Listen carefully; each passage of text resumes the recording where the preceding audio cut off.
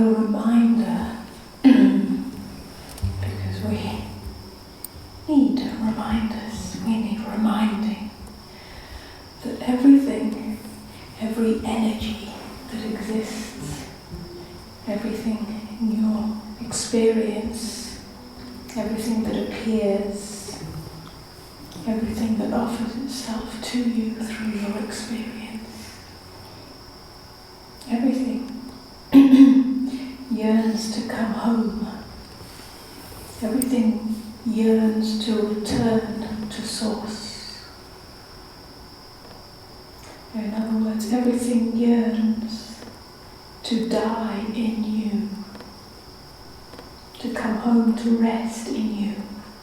So all the unwanted energies, the rejected feelings,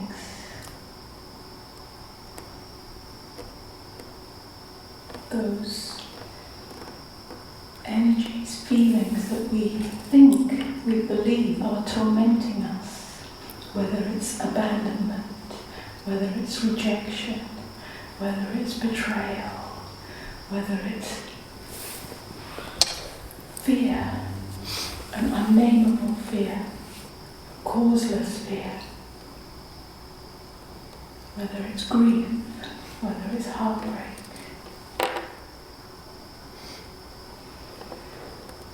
whether it's failure, whether it's vulnerability, everything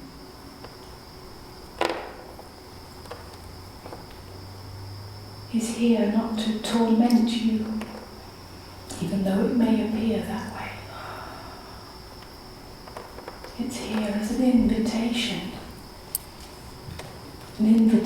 to you to welcome everything. In other words, to surrender that habit, that tendency to reject, to deny, to push away, to say this shouldn't be happening, I shouldn't be feeling this. To surrender that tenacious grip of the mechanism of reactivity towards what you're feeling. It's a demand for surrender. That's where the surrender is. It's the putting down of that mechanism, even though you don't know how, because it can't be done with the mind that created it. Just to be willing, somehow, somewhere, deep in you, in the deeper part of you.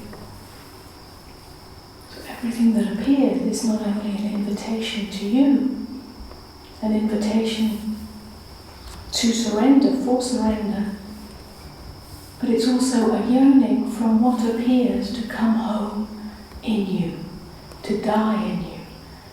Because in surrender, everything dies. And it's a beautiful death. It's not a horrible death. It's a death in which that which had form, that feeling that was tormenting you, that energy, that experience that was solidified into form, therefore it's bothering you, you're trying to get rid of it, it dies. In other words, it's no longer a form, it dissolves into the formless.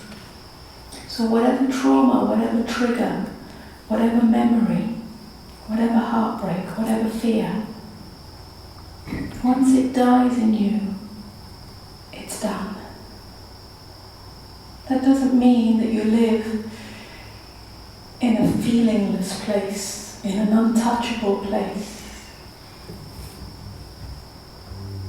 in an elevated, perfect place. But it means that that particular energy no longer exists. So when you experience something again, when something, some energy is experienced, it will never be a replay of the past. It'll be fresh. It'll be a new wave. It won't be a repetition. It's only a repetition or a seeming repetition if you keep rejecting and denying, then it'll just keep knocking at the door again and again, and it'll have that smell of the past, that heaviness of the past, that leftover feeling. But when a new wave comes, a new heartbreak, a new love, a new rage, a new grief, it'll be right. Because it's right response to what is here. It won't be a leftover from the past, it won't be carried over. So then it can be met freshly.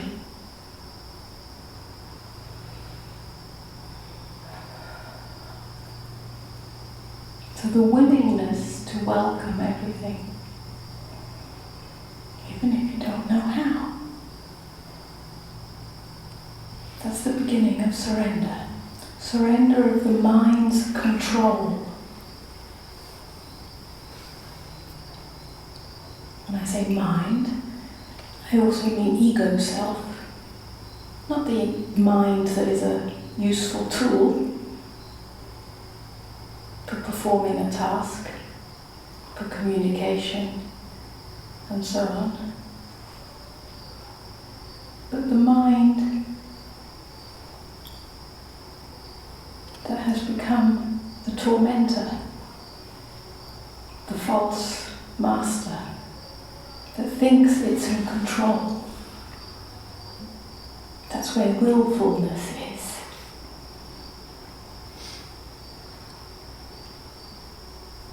It's not the will of a right action, but the willfulness of I am in control, or I think I'm in control, or I try to be in control.